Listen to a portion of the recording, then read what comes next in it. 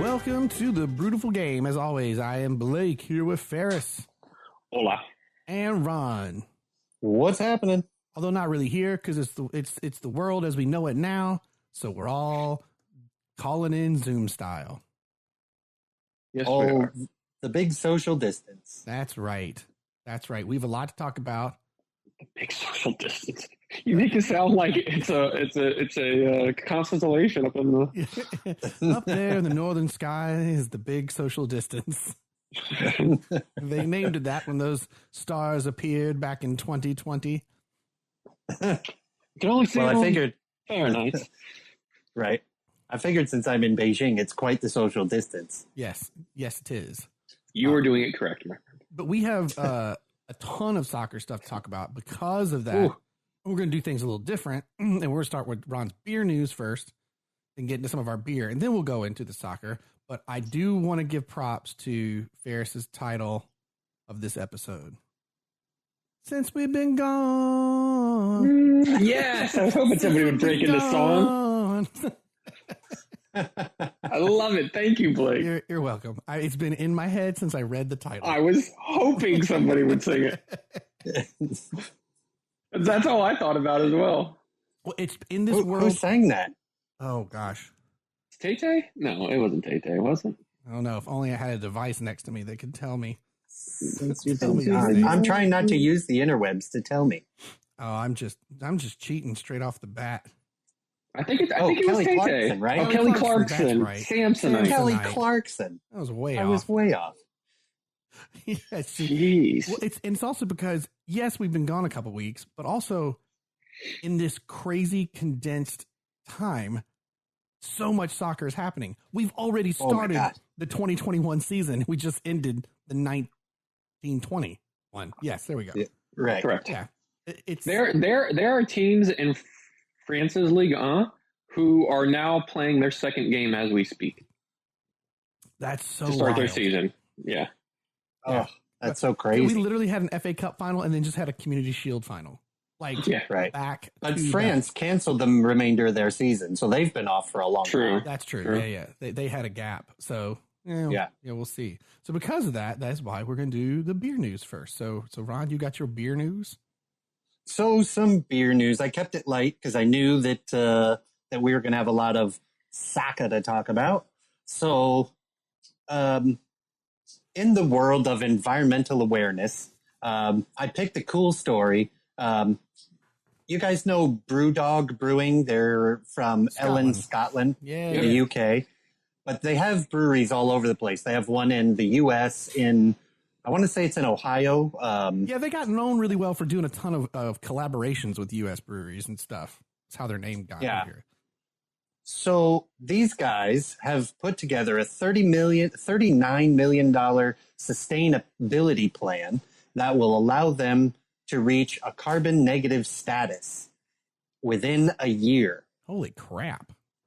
Yeah. Huh. So check this out. They're going to spend $39 million, which means they're doing okay. And they've purchased 2,050 acres of grazing land in the Highlands of Scotland, and they're going to plant over 1 million trees, right? That will help them offset what carbon footprint they have because trees scrub carbon out of the atmosphere. For all you science nerds at home, that's also how photosynthesis works. Look it up. They're also, all of the electricity for their breweries comes from wind turbines and solar panels. All of the spent grains from their breweries are being converted into biomethane gas so that they can replace fossil fuels like natural gas as the way they heat their mash tuns and their kettles. Also, the CO2 that comes out of the fermenter during the fermentation process is captured, and it's used to carbonate beer in in cans and kegs. Then they're getting, look this up, this is a fun one at home, an anaerobic digester. An anaerobic digester. Yeah. That's the move I did with Pilates the other day. That's that yoga pose that's that no one can seem to achieve. That's why my sciatic hurts so bad. That turns brewery wastewater into regular water and biomethane. So all of their breweries are doing these measures in some fashion or form so that all of their breweries around the world can have a negative carbon footprint. That's cool. Awesome. Yeah. That's the first brewery to ever undertake so much to become, environmentally conscious. That's a lot of work. Yeah. That's awesome. A $39 million plan. I mean, BrewDog is everywhere. I've seen their beers in obviously the US, but I've seen them in Norway, obviously Scotland. I've seen them in Japan, Taiwan, China. Where else? That's all I can think of at the moment. But they're a huge brewery. So to see them kind of, becoming environmentally responsible, hopefully that will lead other breweries to see that it's not as difficult and also try and do something similar. And it's going to increase their sales because people will hear about them more. It's smart. Yeah. Especially in this day of, everyone trying to be, most people trying to be much more environmentally aware. Let the breweries lead the way. Wouldn't that be so cool? Breweries lead the charge for awesome. Businesses worldwide. Another fun piece of beer news. You guys remember New Belgium out of Fort Collins, Colorado? Yup. Of course. One of our favorite breweries. They account for 5 of the top 30 craft beer brands in the world, according to a recent poll by this company IRI, which is a market research firm for beverages. That's all they do is market research. So they put out the top 30 craft beer brands, and New Belgium had 5 of them, which is awesome. Their top 5 were Fat Tire, Voodoo Ranger IPA, which is still one of the best IPAs I've had in a long time. Voodoo Ranger 1985, which I don't think I've had. I haven't, but I know I have it out by me at the Publix. I think, Blake, you do as well. I think when I stop in there, I think you got it too. So give that a whirl. I haven't had that one. Voodoo Ranger Imperial IPA, I've had that. Voodoo Ranger Liquid Paradise IPA. So those are your 5, which, I remember when the first Voodoo Ranger IPA came out and how good it was. Blake, you and I were at your cousin's wedding. Oh yeah, we got the Fat Tire for the first time, or the Ranger? We got Voodoo Ranger the first time, and drank the hell out of it that weekend. So another interesting thing about this is these 5 beers have sold $127 million of the company's $171 million in sales year to date as of August 9th. Now, that's pretty good return on those 5 beers. I will say something interesting. You do know they no longer own themselves. So, that's where I was headed next. Yeah, because that was the big thing, because they were for the longest time employee owned, and it was a really cool situation out in Denver. Right. No mas. But they are currently owned by Kirin Mitsubishi. So that means they have a lot more marketing and a lot more markets in which to sell, as opposed to what they had, which was still pretty substantial when they were employee owned, because we would get them all up and down the East Coast. So now they have a much bigger market. But still, I think even though they're owned by Kirin Mitsubishi, those are, with the exception of the 1985, which I haven't had, the rest of them are all phenomenal beers. And they have really good barbecue sauces, because they just started making barbecue sauces There's That's Ale, they're 1880 or 1550, 85, whatever. There's that one, and then there's the Voodoo Ranger one, which is super spicy and it's delicious. They've got three really good barbecue sauces. So the top two spots are in that top 30 craft beer brands. The top two are from Molson Coors. One is Blue Moon Belgian White, right? And the other, yeah. Although it surprises me a little bit because the Belgian White and the Hefeweizen from Blue Moon was the most popular beer for Molson Coors for a long time. So to see that the Belgian White has surpassed it is a little bit of a surprise. I thought the Blue Moon is the Belgian Wit. Nope, they have two different ones. They do. Blue Moon has a Hefeweizen, and that was the first one that came out. Then the Belgian White came out, or Wit came out, and they have another one coming out here shortly. But the second one is Leinenkugel's Summer Shandy. Yeah, you see that. You see that a lot of places. I won't lie. When summertime hit and Publix had them for buy one, get one on a 6-pack, I definitely did buy two, threw them in the fridge for pool time. Yeah. Yeah, they're a great poolside beer or grilling out beer during the summer. Yeah, it's exactly what I used it for. Yep. Yeah.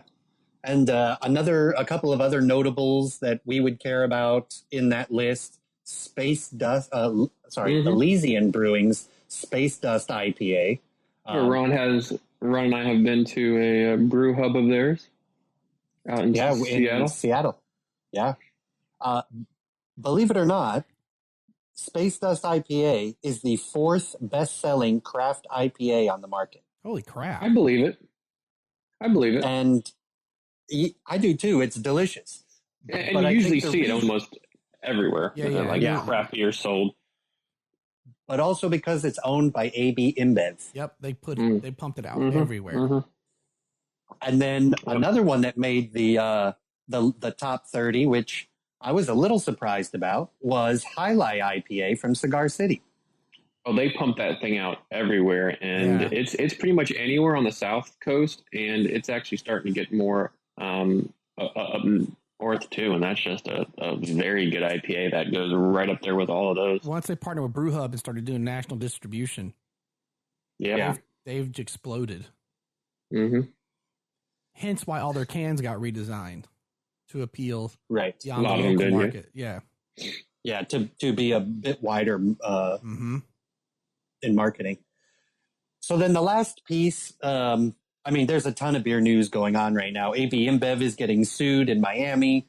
There's a whole lot of other stuff going on. Is that $5 million crap? Yes. The very long story short is that AB InBev bought a brewery, rebranded it as a Latino run and Latino roots brewery. And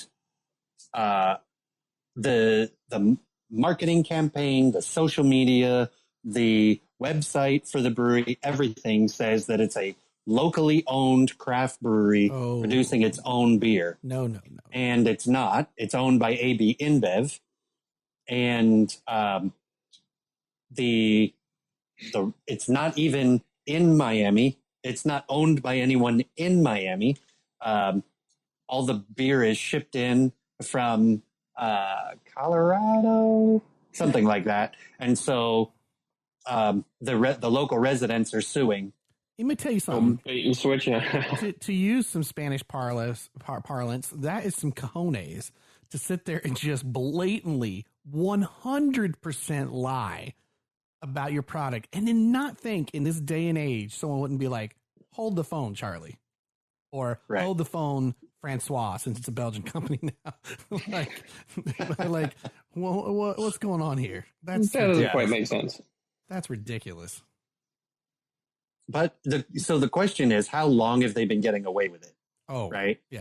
This is not the first time they've done it. This is the first time they've been caught by. Right. Yeah, no. And we talked about this on the last time we talked about AB InBev being sued, which I feel like was the last time we had beer news. Yeah, that's why I thought that's what you were talking about. Was that, That's what I thought you were talking about too. It's a $5 million lawsuit, which they made up in 6 minutes. So, yeah, already since you first started talking about it, they've tripled that. They're good. Yeah. So, yeah, none of this really hurts AB InBev, you know. So I guess the last thing in these times where there's a lot of racial injustice and racial inequality, I know we talked about this on the last one, but I think it's a really important issue, and I think the beer community is banding together to do what they can to erase all of this, or I shouldn't say erase, I should say reform and fix and move forward in a more racially conscious effort. Weathered Soul Brewing Company in San Antonio, Texas, started the Black is Beautiful initiative, which is a collaborative effort to raise awareness for injustices for people of color that they daily face, and it's to raise funds for legal defenses for those who've been wronged by police and police brutality. So the initiative urges brewers to develop their own version of the Black is Beautiful, which is a 10% ABV imperial stout. And each brewery is encouraged to put their own twist on it, and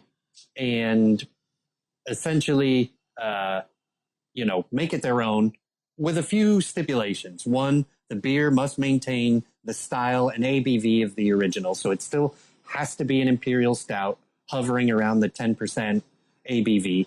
The ingredients should showcase the many different shades of black and brown within humanity. So maybe the beer's not black, maybe it's a little more brown, whatever you kind of want to do with it. But 100% of the proceeds from the sale of the beer must be donated to local foundations which support racial equality and reform.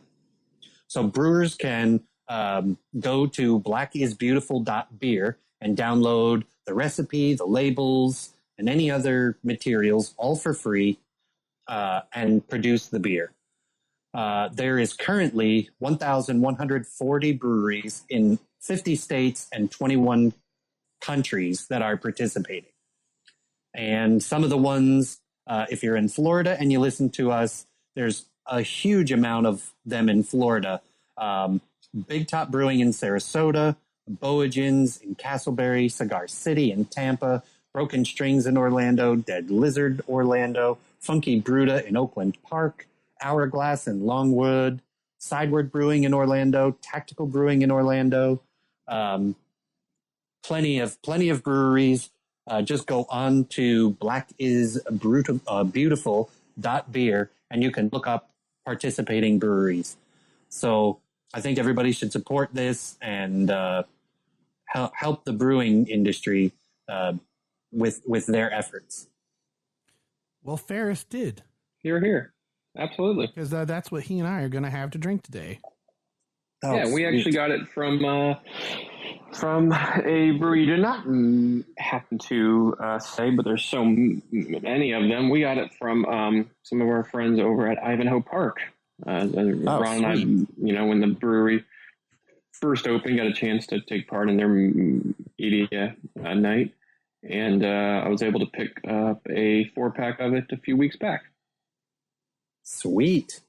And I have let's crack that thing open and see what it's like. Get into it for this show. Yeah.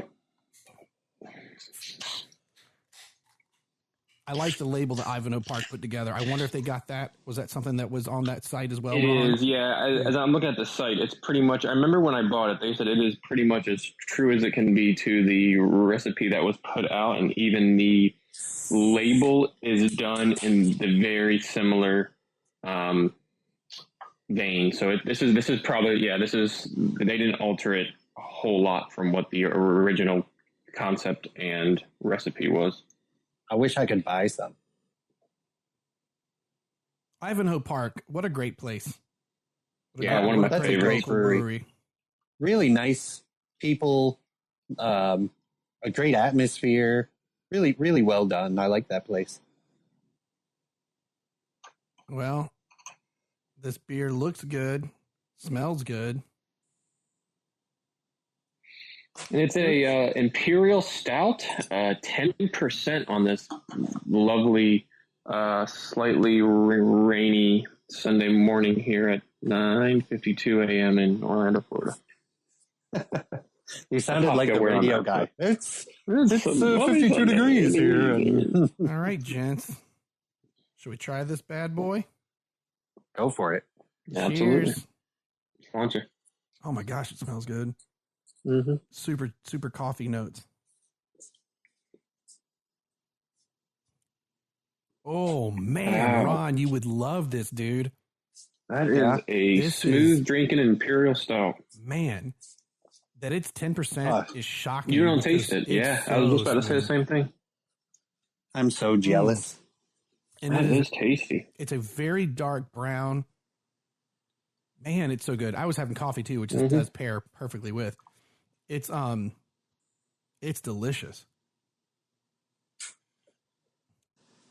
Like it's got those great notes of the roast, the coffee-ish, the sort of chocolate that you expect from an imperial stout, but it is so smooth. Yeah.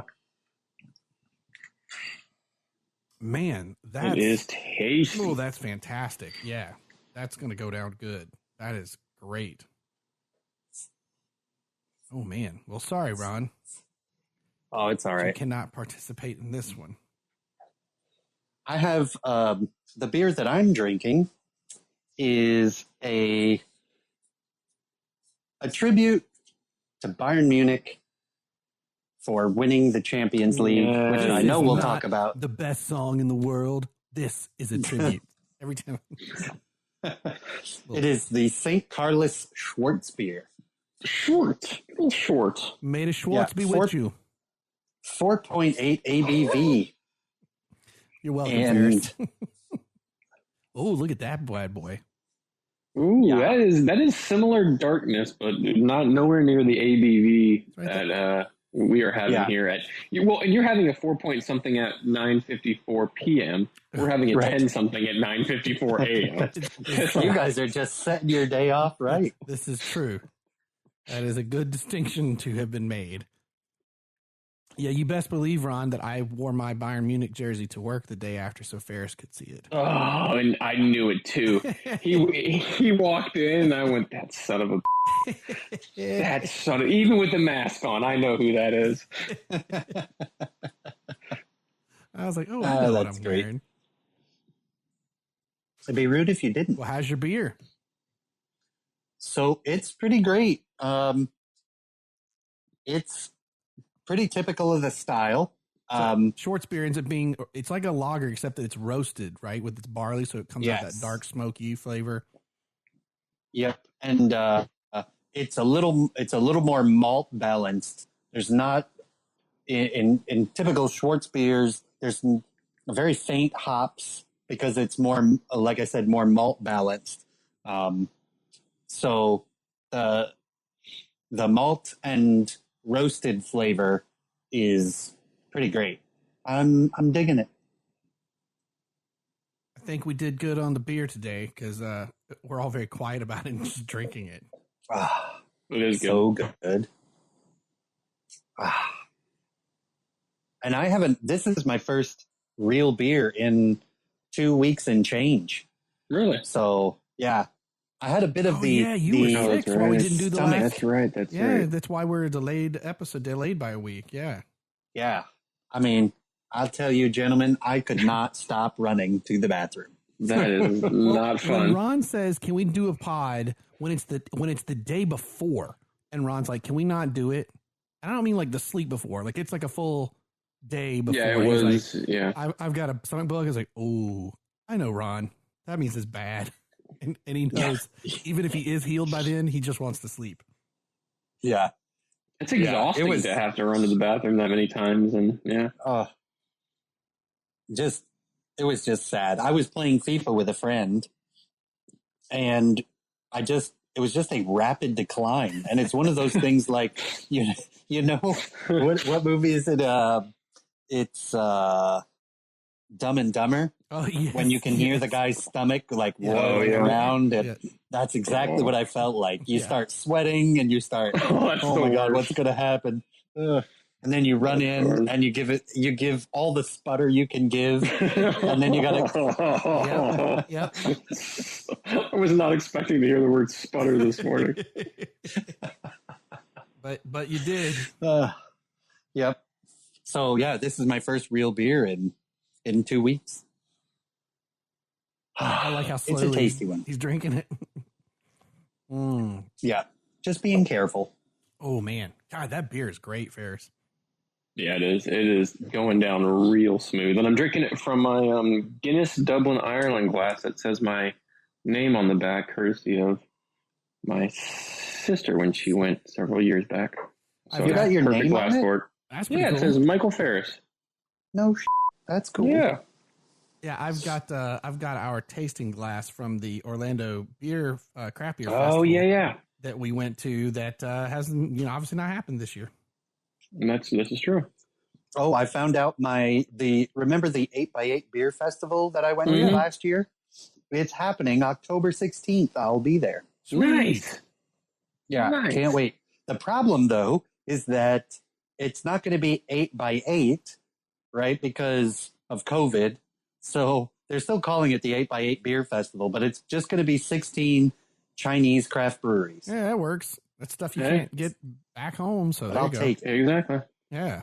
And they had some pretty tasty beers. I hope stuff clears up in the U.S. so that you guys can get over here because that was part of the plan, wasn't it?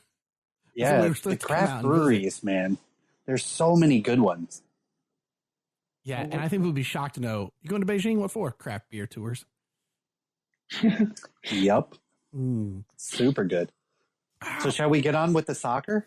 Man, yeah. I could just sit back and sip this bad boy for all day long. This is delicious.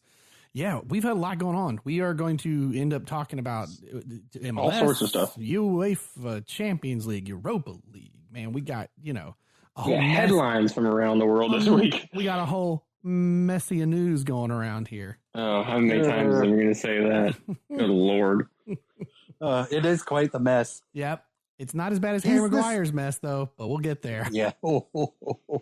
Yeah.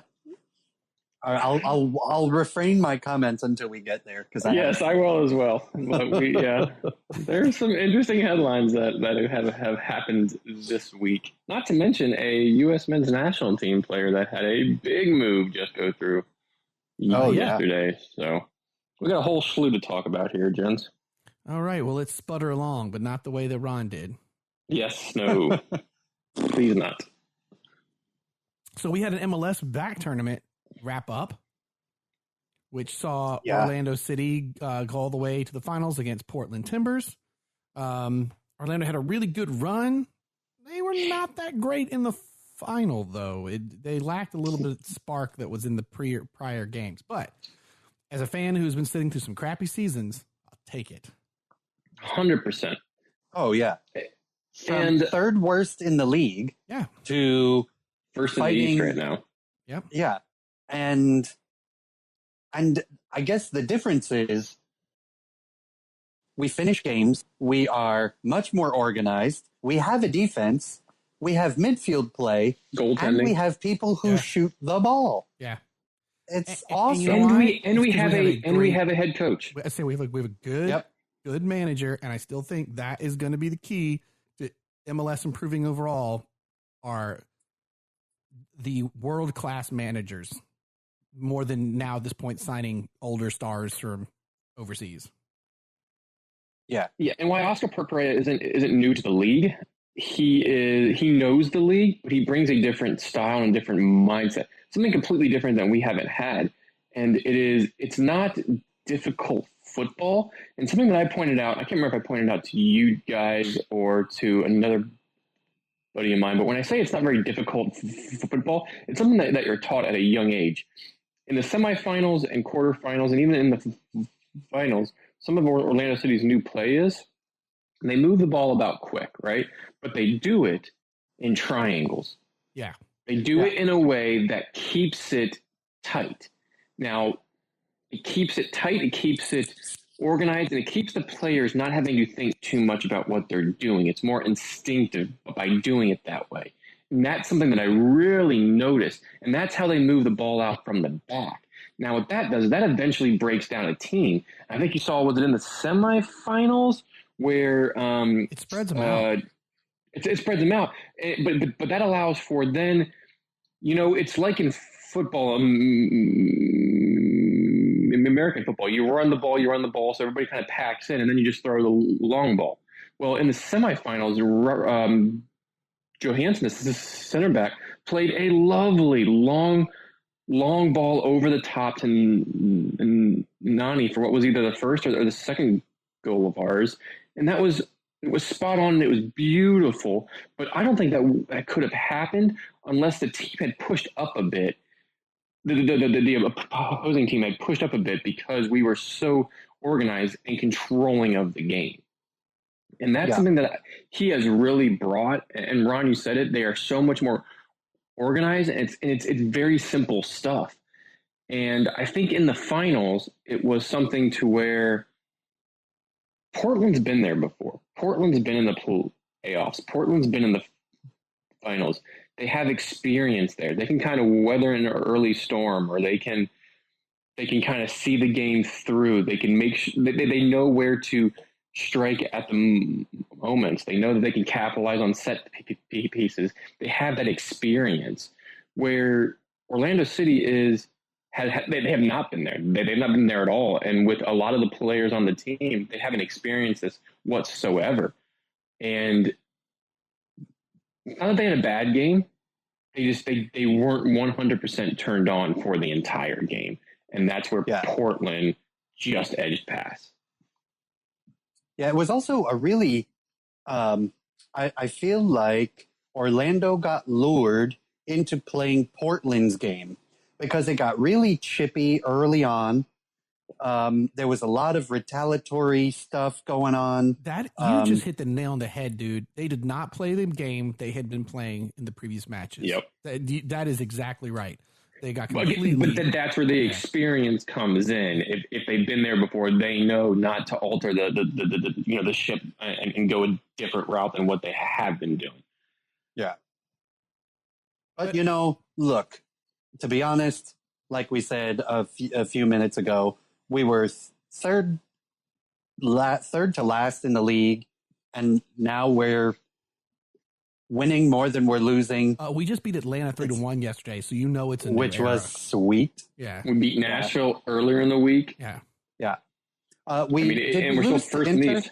We did 3-2. Yeah, that was a weird oh no, coming out of that final, and please don't tell me we've lost everything that we had in that tournament going into the year. That was a little scary.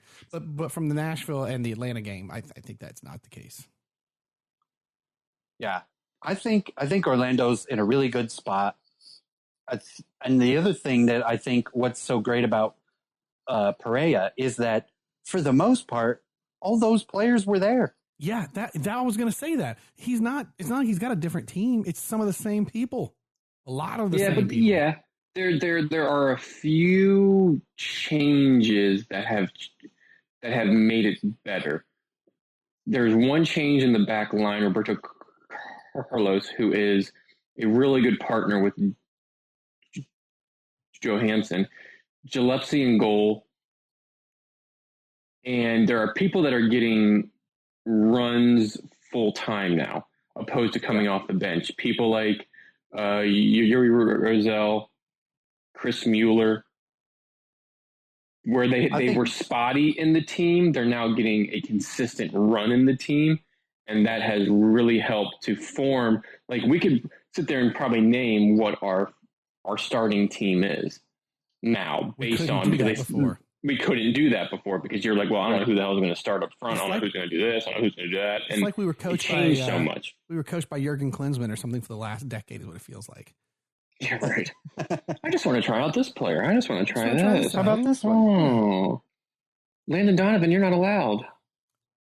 We were without Dom Dwyer, but boo-hoo, in my opinion. It didn't seem to matter. But is that are we really missing him? I would have loved him to be able to be subbed in on that last game. Yes.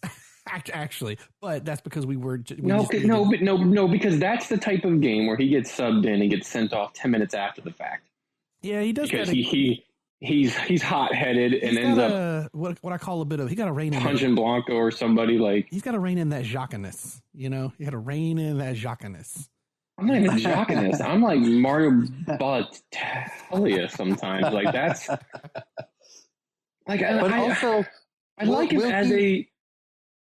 Sorry, Ron. I like him as a striker, and when he's not doing all those other antics of the game, he can be very good, and he can really score and put balls in the back of the net. But man, he has not been on a good run of form, and he likes to do everything else but score goals. Yeah, I'm really curious how he will fit into this new style of play, which has a lot of wing play. There's a lot of crosses coming in, and Dom Dwyer is not a big dude. And no, but I could see him. He's not being a fresh leg sub, like Fair said, though. Yeah, at the end, that's what I could see in this. We have two strikers at the club that will get in over him, and they have been in Akindelli and DK. They're both big center forward types. Now, do they consistently put the ball in the back of the net as much as we'd like? No, but to have an elite striker in MLS is hard to come by. So could we be in for that, or for someone that can consistently do that? Yeah, but right now both of those are very serviceable in what it is that they do. Akindelli, I think, is still either injured or has had some testing done on the COVID side. I don't know for sure, but he has not been on the bench the past few games. And DK has been great. He scored 2 goals the other night, and he's also come off the bench a lot in this tournament. And that's just not something, Ron, like you said, that Dom's going to fit in this, because right. Dom is not what I would consider a center forward. He is more of a striker. He's not going to hold the ball up. He's not going to be the big man that helps to pull defenders. He's going to run off the ball. He's going to get in behind the back line. And right now, that's not something the style of play where we are possessing the ball more. We're doing a lot of triangles. We have a packing midfield with a very creative player that will dish the ball wide to then swing the ball back in. That's not something that Dom necessarily has seen success with thus far, and that's why I think he's going to be a sub.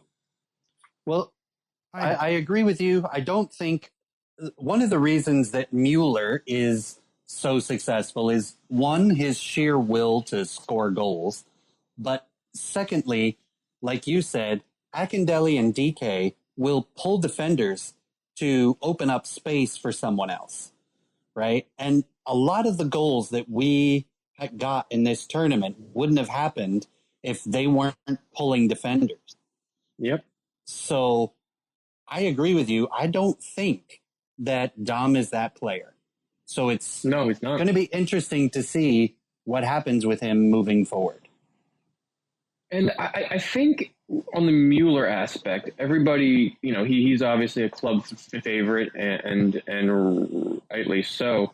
But I think the big thing here, and you can tell during the finals, he was frustrated because he wasn't playing, up to par for what he had been doing for most of the tournament. But I think that's going to come in time, because I think what Oscar Pereira and the staff there is doing is they are getting him to a place where he's consistent and he's a winger that is consistent.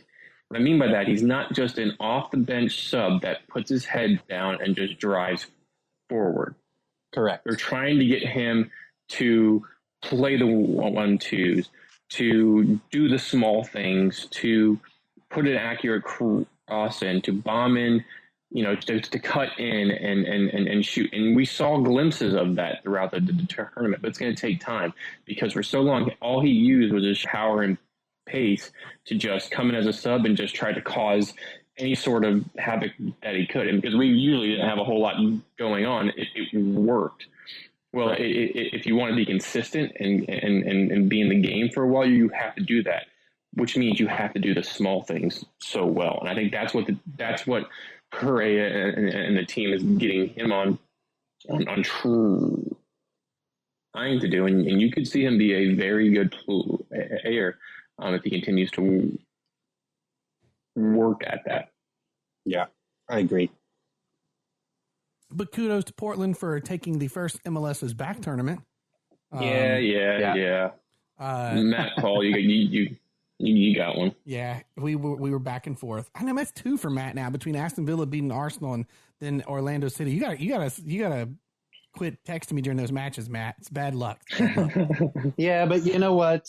He's an Aston Villa fan, so he's bound to be right once in a while. Oh, there it goes. Gauntlet thrown. And he'll be cheering him on in the championship next year. So. Oh. I'm calling it now. I didn't say any of those things, Matt. I didn't say any of those things. That's hysterical. Up the Villa. So, the MLS is back tournament is done. I would like to move on to Europe, but sure. I do not want to reveal my ignorance, but I'm going to reveal my ignorance. Okay. What does that mean for teams now that the season has started? So those games counted towards the season, and that is part of the reason why Orlando City is first in the East. Because the actual math and percentage, I don't know, and I don't think anybody knows because it's the MLSsoccer.com group that loves to up anything that seems to be normal. But it does account for... Can I interrupt real quick? Absolutely. Can I interrupt real quick? The final was on a Tuesday night. Yes, thank you. I was livid about that. What was the point? Why did it? There was nothing else going on. This is nothing. You could have had it on primetime Saturday at 8 p.m. and you could have had anything. This was your time to be like, oh, we can actually... And you do it on a Tuesday at 8 p.m.? A Tuesday night. When everybody carried it? What was the channel? Was it ESPN? I think it was FS1. FS1? I can't remember. It was, yeah. But yes, why not? It might have been ESPN now that I'm thinking about it. Yeah. But why not do it? I just don't understand. Like, Tuesday night. What the else is going on? The NWSL didn't even do it on a Tuesday night. I know. They at least did it on a Sunday in the afternoon when they should be. Right, when you actually associate watching sports. Yes. Oh, my God. But weird. It doesn't count. I thought I heard one of the I was listening to Sirius XM, the pre-game for the match yesterday, and they were saying that we're not even we're like 1/3 of the way through the MLS season. Since then, the league has resumed, and they have a slate of games that are out. And I was actually able to attend a game this past week. Which is usually a common thing to say, but in the times that we're in, they announced the league was coming back. They announced a slate of games. I think they announced 6 or 7 that was through. And there was 3 home games. A couple days later, we got an email saying that they are allowing a limited capacity into the stadium with a bunch of safety measures and protocols and all of that. And it was certain things you had. It's essentially 3 games, but you couldn't buy individual tickets to the games. You had to buy a 3-game package, and you had to do it in a certain way to help with the social distancing and those coming into the stadium. And I'll say it was a different experience on, what night was it? Wednesday night? But it was a good experience, and it was one that I think the club was doing a very good job with. Temp checks for everyone. Everyone had to wear a mask unless you were in your seat and having something to eat or drink. Even if you were in your seat, you had to wear a mask. Social distance at every line. You couldn't go to sections of the stadium. So you know how we usually go over to the supporter section for the craft beer that's over there? Right. Yeah. That was cordoned off, and you had to have a ticket for the supporter section. Oh, so it's like the stadium in the UK. Yeah, it's well, and they usually have it that way if you're trying to go up into the stands, but not on the sides to even go in there and get a drink. I don't believe they're doing drafts at all. It's all canned beer. So they're putting a lot of things in place that are very well done on how they're doing everything. And I saw stewards, if fans were in the seats not wearing a mask, I saw stewards walk down the aisle and say, hey, please put your mask on if you're not having a drink. The sections of seats were blocked off by, or you could only buy it in, with a row or two between you and seats between you. So it was an interesting experience, but I don't know how the other teams are doing it or exactly. I would assume they're doing it similarly as they try to get fans back in, but the league has resumed, and I don't know how exactly it counts to the season, but we're about 1/3 of the way done. I just wish I knew what the math was. Good luck, because the MLS can't even figure out their website name. So how are they going to figure out math? Well, what's interesting is that the Eastern Conference table is a little bit different. So the way they have it listed right now, Toronto FC is in first place on 18 points. And there's a color code next to them that's called the final series.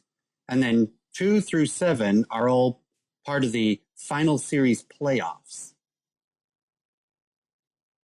So I'm not exactly sure, because I feel like that's different than a normal season. Yeah, well, and it doesn't make any sense, because every alert that I don't know. It's too early. I just want to enjoy this beer and not try to figure out some shambolic table that the MLS has put together. Why is and don't even get me started on the damn broadcasting rights that they do, thinking that they're the NFL and the cream of the crop here in the States. F*** off.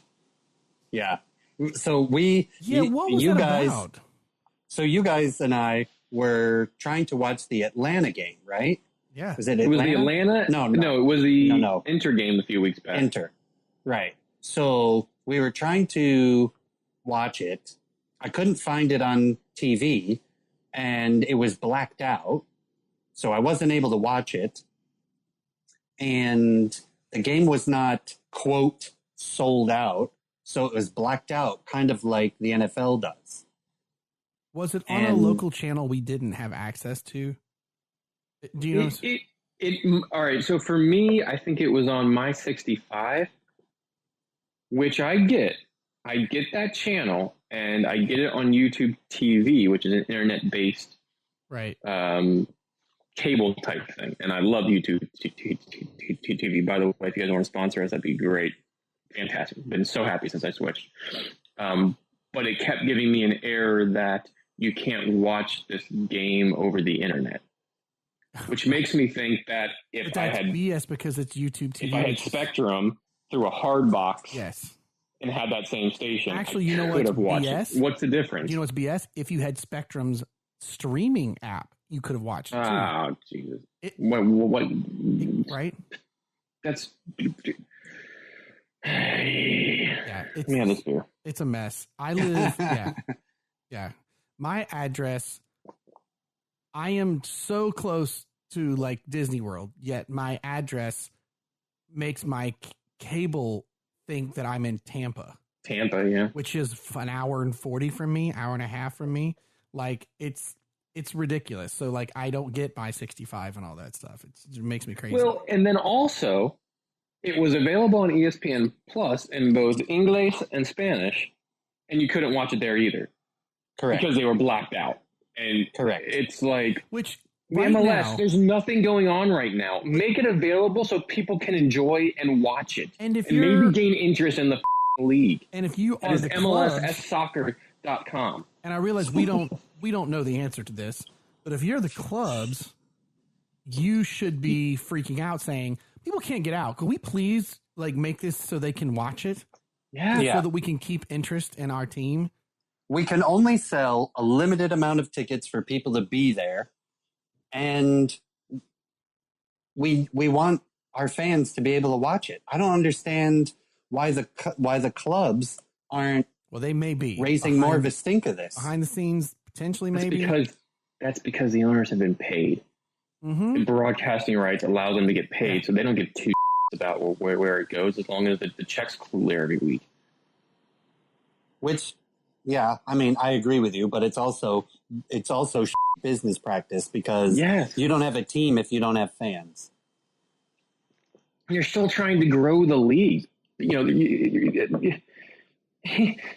How can Blake in Orlando, Florida, me in Apopka, Florida, which is right there, obviously, if you don't know the area, not be able to watch Orlando City and Inter Miami in Florida? Both teams are in Florida. They're playing in Florida. How can we not watch it?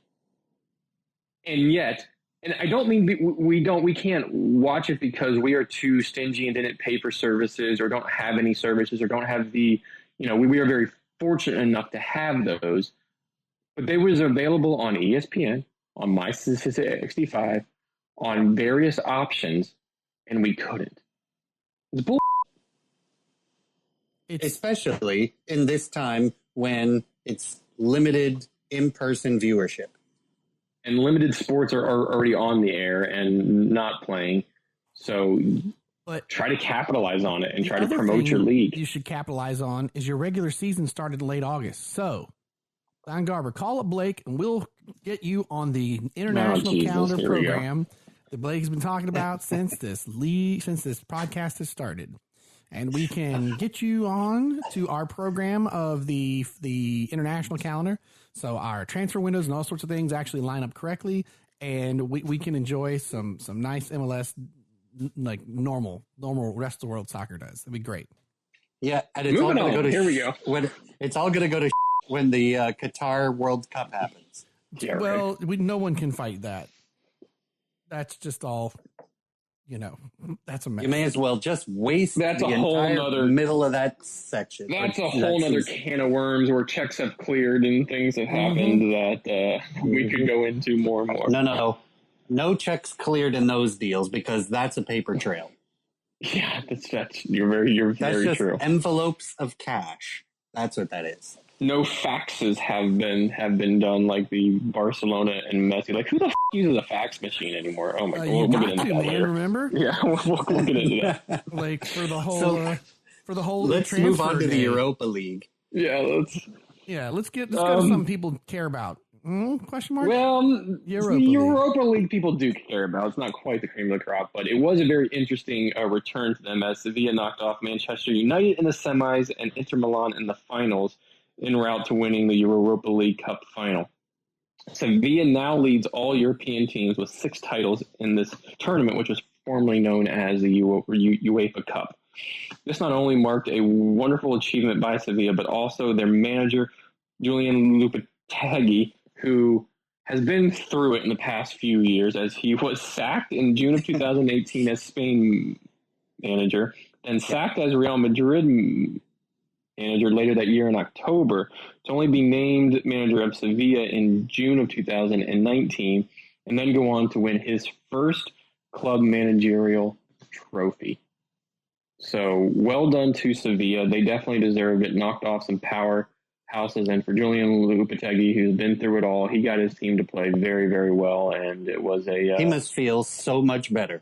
I think it was ESPN FC posted a picture of him, and you just saw what it meant to him. He just kind of broke down and was like, and good for them. Yes, I was mad that United lost and they got beat out by them, and we had like double the shots and all of that. But you know what? They earned it. They not only beat them, but beat another powerhouse team that was playing very, very well, and good for them. And to win 6 and lead all teams in this cup, that is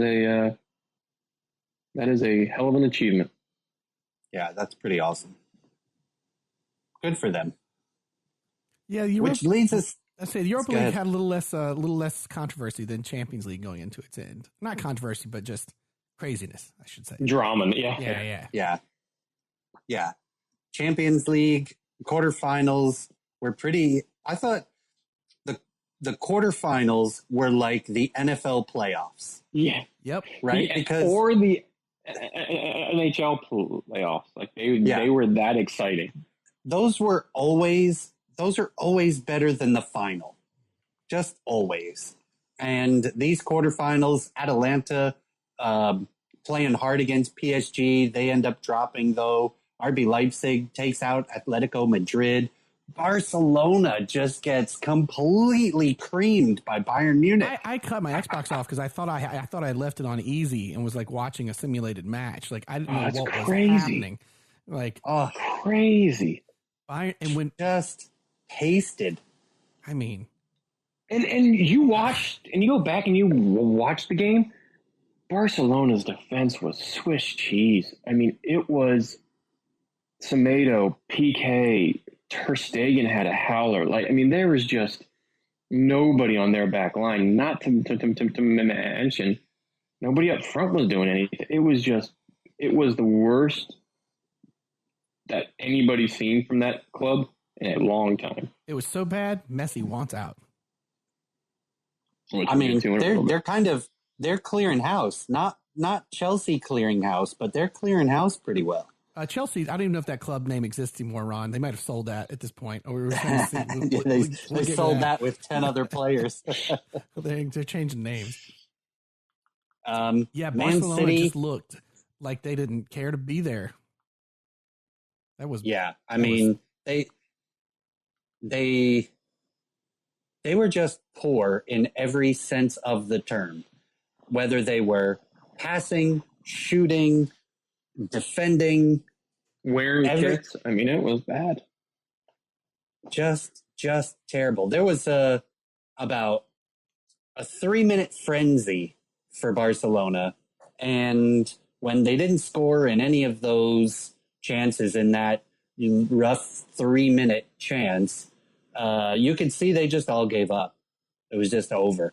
And credit to Bayern Munich, because Bayern Munich is a team that just grinds other teams out. Into paste. You know, they play that high press. They're highly organized, fast. When they get a turnover, they are quick to mobilize. When they lose their ball, when they lose the ball, they're quick to maintain shape, and they actively hunt the ball to get it back. Yeah, Bayern Munich was easily the best team. At 6-2, they were still playing like they needed a goal to win. Yeah, it was kind of awesome. Well, and it's weird how, though, unlike the women's national team, Heinz Flick has really instilled a lot in the team that the previous managers couldn't quite figure out. How to fully utilize Robert Lewandowski, how to kind of have a resurgence of Thomas Müller. He's brought that back. And that's what pushed them over the edge to win the league and pushed them extremely forward to win the Champions League. It's just weird because, unlike when the U.S. women's national team beat, was it Thailand? By like, how many goals? Thailand or Vietnam? Thought it was Thailand, like 11 or something. Yeah, 13. Funny. Yeah, it's 13, funny. There it is. No one has accused Bayern Munich of being poor sports. I wonder what the difference is. That's because a lot of people don't like Barcelona. No, a lot of people do, but a lot of people don't. The difference. I mean, fair enough, but I don't think that's the difference. That was the first thing I thought. I wonder if there'll be any people complaining about Bayern not being good sports here. Probably not. So you're right. It was Thailand, and it was 13 zip. Yeah, on 6/11 of 2019. Oh, that's what it is. You have to get up to 10 goals for it to. Okay, I got you. See, Bayern Munich made sure they only scored 8. That's what. Come on, you got to score 2 more, Bayern. What are you doing, right? That then set off another crazy semifinal game with Olympic Lyonnais beating Manchester City 3-1. And it's a big What a deal. match. This is a big deal because this was Man City. This is what crazy. This is what they wanted. Everybody thought they could really, because they just were never going to catch up to Liverpool. This is really what they should go after. So this is a big deal for them to lose out here. Yeah, and Pep still can't advance and get to a finals or win the one thing that the club's been trying to win all along. And Olympic Lyonnais just kind of countered and just picked them apart. They weren't dominant in the game because you're not going to get that playing against the Pep side, but your counters have to be on point, and theirs were, and good for them. They capitalized on the Manchester City mistake and then made them pay for it. That's the recipe to beat Man City, right? I mean, obviously not everybody can do it, right? But your counterattacks and your transition from being defense to that counterattacking offense has to be quick. All of your players have to be aware and making smart moves to make that happen, especially against the talented Manchester City side. And Manchester City didn't have a prayer in that. Mm-mm. And that was, I mean, the quarter finals were very exciting. And we failed to mention RB Leipzig's 2-1 win over we mentioned Madrid. No, we talked over it. Yeah, sorry. But those 4 games were like, oh my gosh, now that like the semis and the finals, well, those were just kind of bland. I mean, PSG beat RB Leipzig 3-0, and so did Bayern Munich beat Olympic Lyonnais 3-0 as well. So where these kind of underdogs got through, they quickly realized they were playing with the big boys and went out fairly quick. It still does a lot for the side, right? Mm-hmm. Even getting to the semis of the UEFA Champions League, RB Leipzig, who wasn't an unknown club before, but they were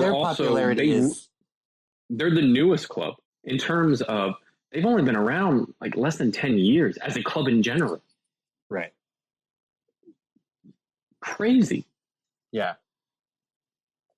So it's still good for them to be going up against PSG in the semis and Bayern Munich in the semis. Even if they're losing, they're still gaining notoriety, right? And also they're going to be able to recruit better and better players because look how far they've been able to get. Well, yeah, and where they're at and right give now up players. Yes, is they are becoming a little bit of a selling club where they're good enough to get there sometimes, but not quite good enough to hang on to them. I think a lot of us would have picked PSG and Bayern in a final. That wasn't a hard prediction. No, and for PSG to get to a final, that's something that's all that they wanted to do. Well, that's what they wanted to do was win the entire thing. They haven't been able to do that, but they have yet to get to a final with their experiment with Neymar, and they finally got there, and they just came up against a German powerhouse and Bayern. And actually, a surprisingly low-scoring game between the two. A lot of goals on the way in. Well, you don't really see a high-scoring game in finals. They're going to be a little bit more cagier. They're going to be a little bit more reserved. Yeah, teams and players, much more conservative because teams are kind of afraid to give up goals or let a wave of goals go in, and that type of game lends more to the side of Bayern than it does PSG. Absolutely, and I think PSG let Bayern Munich's win over Barcelona dictate how they should be super conservative, and that just not basically they beat themselves. You played yourself, mate. Yeah, you played yourself. You did. All right, man. That brings us to some more footy headlines from around the world of soccer. What a mess with Messi. And boy, do we. Okay, this timeline of events, it's like, this is so far. I feel like I'm on the History Channel. August 14th, 2020, Barcelona suffer a humiliating loss to Bayern Munich 8-2 in the semis of the Champions League. Wah, wah. August 17th, 2020. 3 days later. Yeah, just 3 days later. Setien is sacked as Barcelona's manager on the 19th. See ya. Which is crazy because they did win their league. No, they didn't. No, they didn't win. No, their they league. lost. Real Madrid won. Real Madrid. Yeah. Real Madrid fired their manager though, didn't they? Yeah. No. Mm-mm. No, Real Madrid did not. It's still the ball guy that headbutted. Zinedine Zidane. Zidane, thank Yeah, you. who won their league and got canned? Oh, you're thinking of Sorry. Sorry, Yes, he won his No. league and got canned. Yeah, he did. It was a mutual party, whatever, but still. Oh, yes. That's who I was thinking of. Let's see. On the 19th of August, former player of the club, Ronald Koeman, leaves his job as the national team coach of the Netherlands and is announced the new Barcelona manager. That was an interesting hire. August 22nd, reports start to come out that Messi's furious that details of his meetings with new boss Ronald Koeman was leaked to the press. On the 25th, reports come out that Koeman reportedly tells Messi, your privileges in the squad are over. You have to do everything for the team. I'm going to be inflexible. You have to think about the team, which is kind of awesome.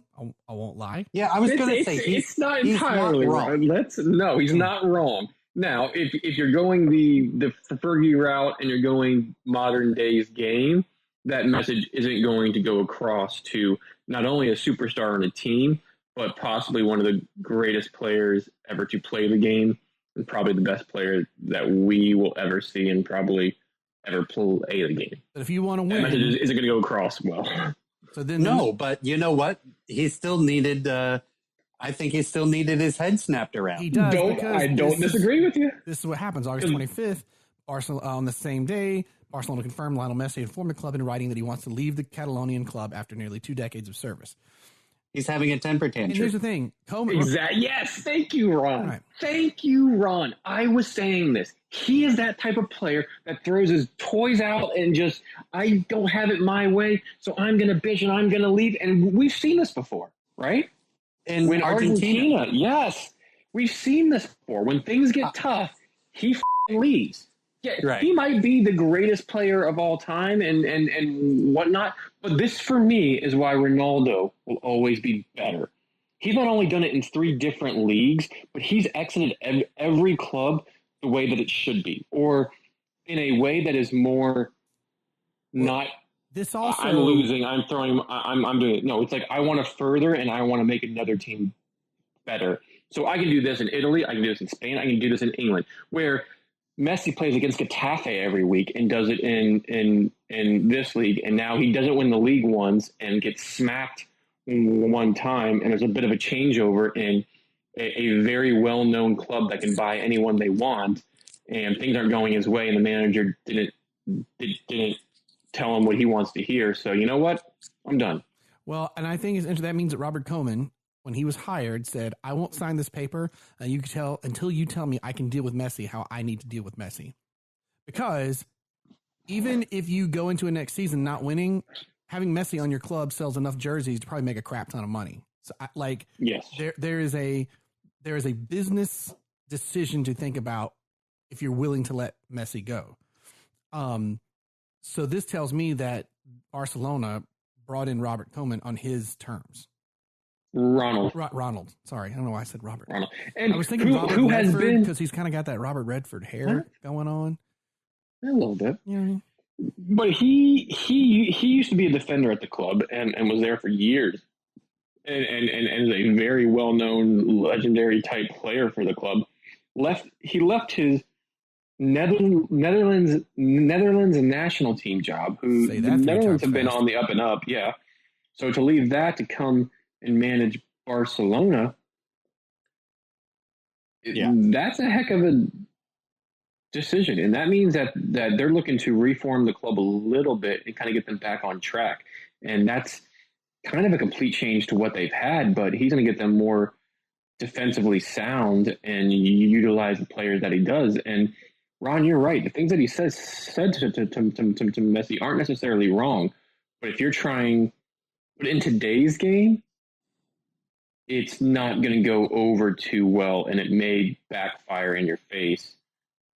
But what's backfiring? I don't know. Because you have to kind of massage each player's ego. I think what they're doing in some ways is really smart, right? Look at he made a statement.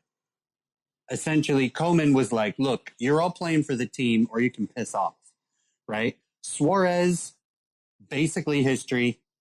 Silva, basically history. Two selfish players in the team.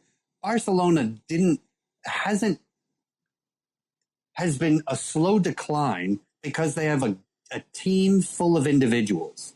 They don't have a team of teammates that are playing toward the same goal. Right. There's no Iniesta. There's no Xavi. There's no Carlos Puyol. All those players that helped them to get to this dominance that they've had as of recently have all retired or moved on. And there's Busquets, PK, Messi that are kind of left of that original core. But also think about the average age of the players you just mentioned. It's an old team.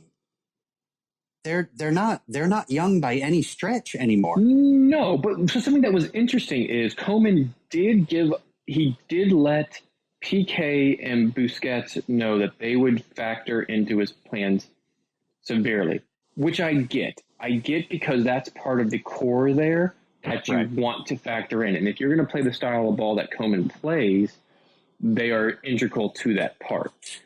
Well, they also need to teach the young people, without a doubt, he's bringing a bunch of young people in that are very talented, and he's going to need some people to anchor those younger people in this, kind of rebuilding time.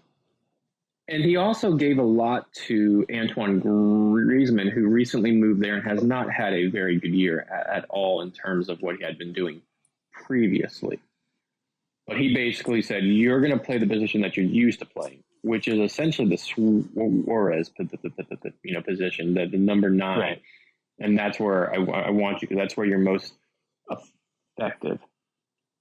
So it's interesting, and I get why Barcelona brought them in, because you do have to enact some sort of change when you lost the league to a Real Madrid team that's really not that great, and kind of added in a manager, and then they pushed over and beat you when the year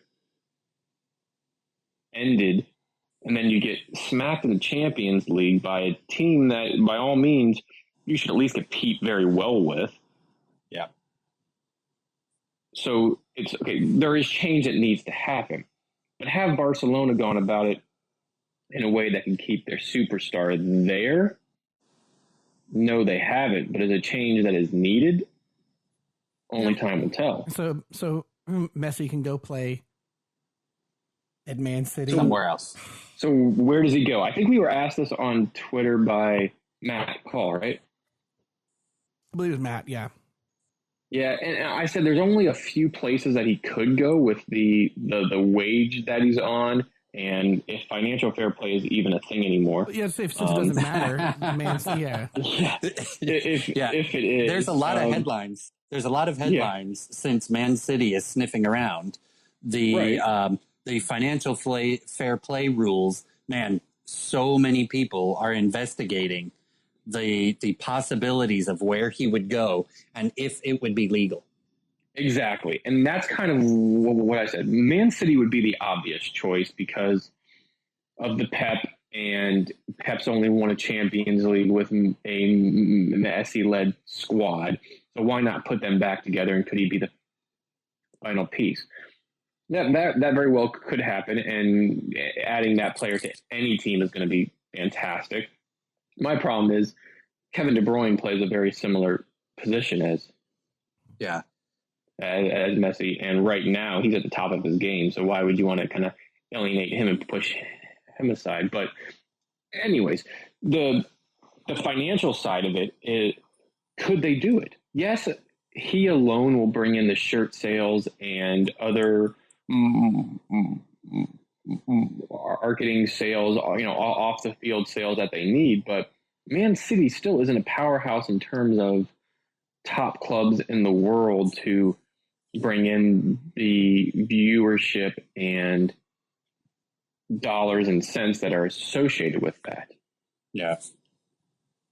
The other clubs are PSG, who I thought was a very viable option because they could offload a few I could see players, and he goes back with Neymar and Mbappe, and there's kind of your front three that they had when they won all those, all those cups and leagues and everything.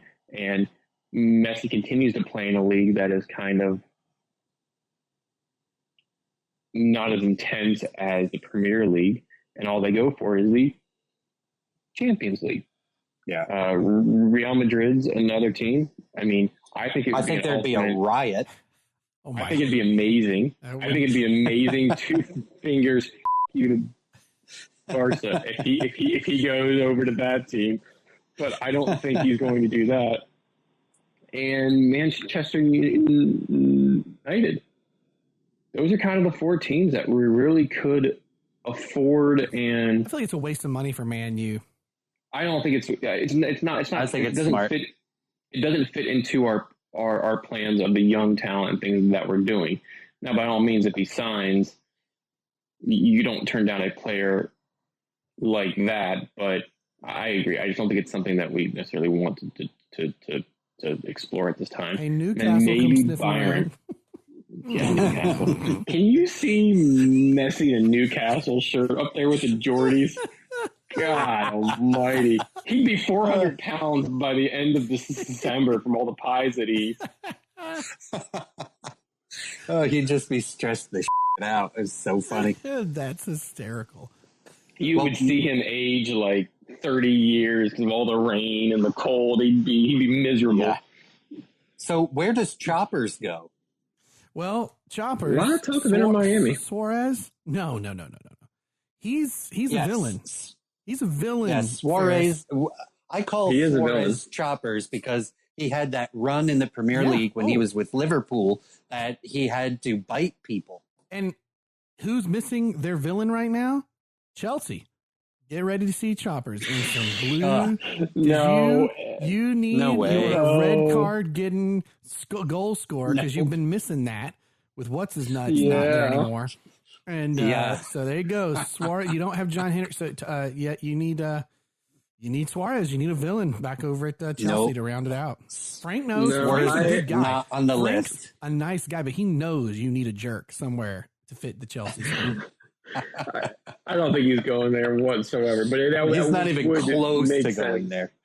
No, Inter Miami seems to be the perennial bookie's favorite at the time. He would score a lot of goals in MLS. He would score. I don't want to see him come here. Not only because we have another Drogba type villain to hate in the league, but I don't know. It just definitely seems like they're going to dismember the Barcelona team a lot as they look to not get humiliated again. So, last thing, what are the chances Messi stays in Barcelona? Oh, that he stays, that he's used this as a bargaining chip to stay in Barcelona? I think that is also... Is it 49% he stays, 51% he goes? It's still something like that. It's one of the higher ones. Yeah, it could be. I mean, just today he told Barcelona he's not going to partake in their COVID testing for the club that they have to kind of do before preseason. Man, he is a 10-year-old holding his breath in the corner. It's so funny. So funny. The Brett Favre of soccer. I love it. Just retire. Look at my Wrangler He's jeans. not going to do that. Messi's and he's not going to come to the MLS either. He's not. He's way too talented and not at that like 38-year-old age to where he's going to decide to come here for his last few He's still got too much soccer ahead of him. Oh, I said just retire about Brett Favre and his Wrangler jeans. Because remember, Brett just I just mean... God, I love those commercials. That he I don't want to retire. I just can't play with Argentina. There's nobody there. Guess who he's back playing with? Argentina. Yeah. Yep. So there's a good chance he's still at Barca. This doesn't change anything. Yeah, we'll see how this all unfolds. Speaking of villains unfolding, our next topic is the Harry Maguire arrest saga. Yeah.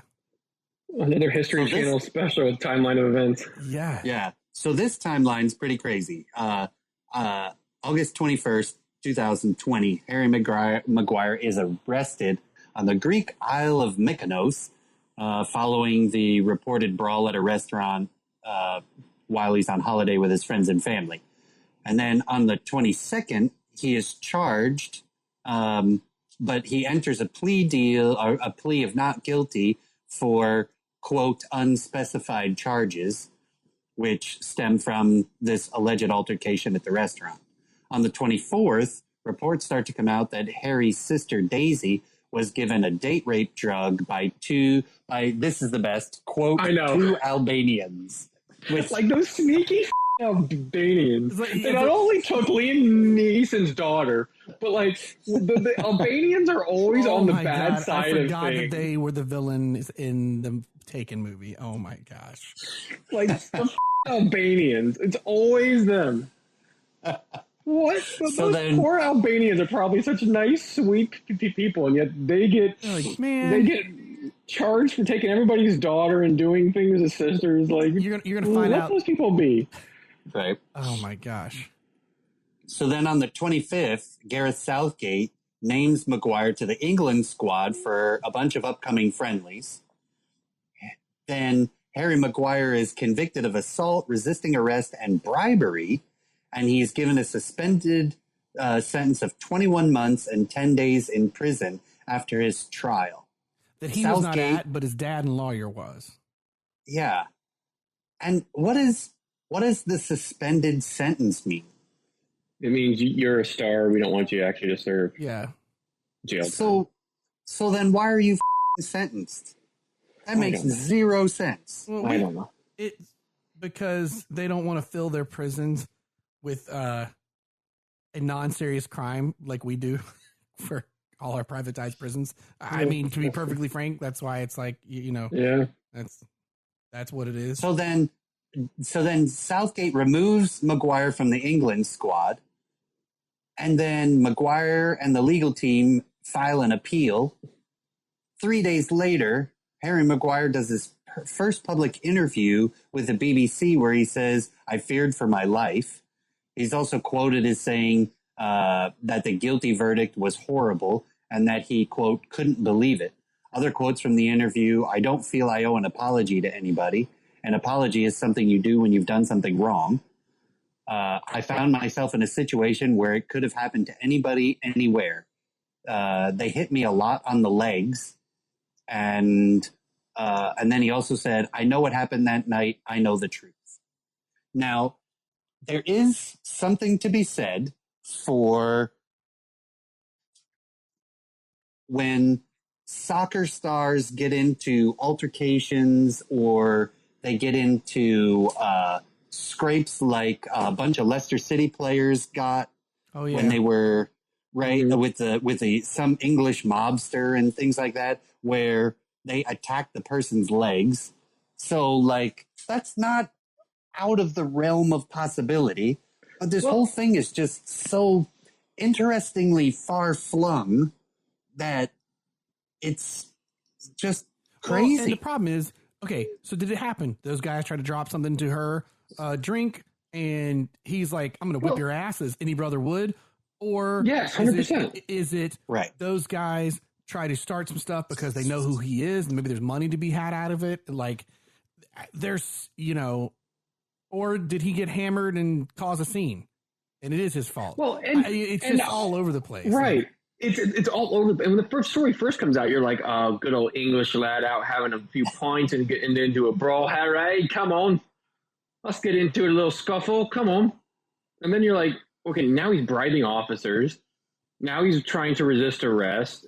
now he's out with like this snooker player, and the pictures of him looks like he was having himself a good time. You can't blame him. He's 20 some years old, just went through a hell of a season out there with his family, his girlfriend, other players like Marcus Rashford was out there, Ross Barkley from Chelsea, Daniel James, a whole bunch of them went out there, and none of them are implicated or charged with any of this stuff. But I can't wait to find out what the truth actually is. Well, right, that like might be hard it's somewhere in between all of this. It's Maguire's story, it's the prosecuting and we haven't Greece heard stories, and then at least I haven't seen an interview with his sister or anything like that. Right. There are things that I was seeing where the other people were saying, yes, the sister definitely went through an episode where her eyes rolled back in her head, and they all thought she was drugged. So they went over to help, and that's where kind of an altercation, from what Maguire's saying, there wasn't actually any punches thrown or anything like that. It was loud, it was heated, but there wasn't actually a brawl. So then they left in this bus. And now where it gets interesting is they left in this bus to go back to the hotel. They were then pulled over, from what all reports are saying on either side, by unmarked officers. So an undercover type officer in plain clothes. So they were then pulled out of the bus, and that's where the things like hitting the legs and whatnot. And I'm there's a whole bunch of different versions of this. And that's where Maguire felt like him, because of his stature and notoriety, they were being kidnapped. So he tried to run, and they tried to run because they didn't know that it was like, they weren't in like a traditional police, right, uniform. So they're going to try to extort us for millions and protect myself and I had to run. That's his side of the story. Obviously, he was convicted for resisting arrest, and if he's saying that's what happened, okay, that you can see where here's one side, here's the other side. Now, where's the actual truth? But to throw in Albanians, to throw in being hostages, to being yanked off the bus by unmarked people, to having your legs beat, saying your career's over, like, this is a good old right English, like, tabloid, like, they're loving this right now. As Manchester United captain, England squad player, this is a hell of a saga that the tabloids over in England just fucking love. Harry, there's a pandemic going on. You were supposed to be chill with traveling anyway. I hope this proved the point that you should have just stayed home. Like, right? This is dumb. I mean, it's something that I give Manchester United a lot of credit for coming out and supporting the process and supporting the player, going, okay, yes, he's the captain, but we're not going to make any rash or instant reactions to pull something from him at this time. Let's we've talked to him, he's talked to us, we're following it. We will make a decision once things get worked out. The thing is I think I was reading under Greek law, his appeal, the minute he appeals and that appeal got approved, the minute that appeal gets approved, his conviction, it basically voids that. It's like he's never been charged with anything at the moment because. So then how did they of the appeal? Like, that makes no sense. Well, no, saying if the appeal is approved to go forward as an appeal, it wipes that out. It is. And it has been approved. Yes. Right. But it was approved. But not before the sentencing. Right. So which is weird. Because, basically because they did the case and they said, okay, we now prove you guilty. And the judge goes, you're guilty. You're going to serve 20 months and 10, whatever, it happened at that moment. It's not like it happened and then it's not like sometimes here where you'll do the guilty and then do sentencing later. How fast is that? That no one ever gets convicted that fast. I know, that was a real quick. I was like, damn. Fast. I will say that is the other side that's a little like, what is going on here? And like, it's you can talk about, you don't want to put your, as the captain of Manchester, you don't want to put yourself in that situation and whatnot. But you have to think, they're 20 some years old. I mean, I couldn't imagine having the power and the finances and the notoriety that these players have nowadays to where they can't go out and do what all of us did, have a drink down at the pub with your boys and have a night where you're a bit crazy and didn't do anything too bad. But like it's tough to then have it spiral into this. It gets hazy and it gets weird because, okay, yes, he had drinks. Where did that lead to? Was his sister actually drugged? If I found out my sister was drugged, I think any of us are going to that defense and going after it, especially if it's Albanians. Like, we know where that leads. Have you seen Taken 1 through 7? Like, to then be on a to then be on a bus somewhere, to then be pulled off. Is, woman, just stay home. Don't go anywhere. Yes. No more vacations for you. Like, it's a hell of a saga now that, like, where is the truth? Do I think that in the end he'll actually serve time? No, I don't think he will. Do I think he'll still remain Manchester United captain? Yes. Will he play the first game of the year? Probably not, but who the heck knows? And I'm sure his story is somewhere, there are parts of it that are true, and there are parts of the Greek story that are true. And it seemed like, more than ever, it seemed like this was just one big misunderstanding that just then snowballed and continued to snowball, and boom, boom, boom, boom, boom. And now it is the best English tabloid saga of 2020. Well, before we move on to more English news with Chelsea, there is breaking news out of Barcelona right now.